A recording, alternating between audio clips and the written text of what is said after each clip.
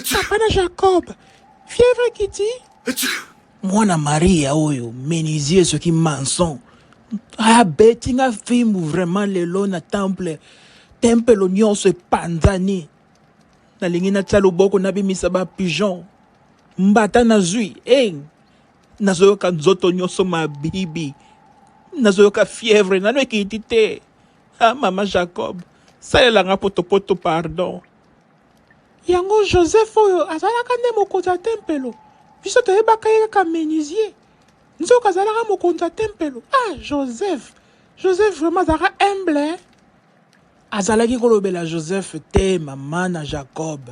Azalaki kolobela tata na ye ya likolo. Aza mwana nzambe. Eza ya solo po mbatanga na zwi.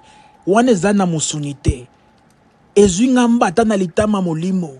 Na sentir que na kepe na tina zongi na moni depuis création du monde. Na moni yepe na depuis bandele likolo mbata.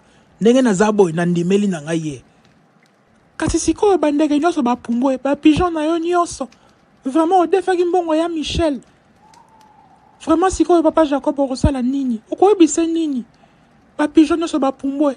Mbongo ekoiti. Tokokende wapi? Tokosala nini na ndako oyo? Baya na biso pe munoko awa. Ba mine d'étoile nazomona yango oyo. Tala ba mine d'étoile bele. Meko banga te. Lokola na ndimeli ye. Toko trouver solution. Ngai lobi na kokende na ba ekoli na ye nyonso. Na moni Simon Pierre mwana tata kasi na biso. Ye baza na ye. Na kolanda bango kaka ti na kozwa mwa quelque chose po moyen mususu akosala ezali te. Mama Jacob, pardon yaka nano ko masengai. Nzoto mabibi nazoyebisa yo.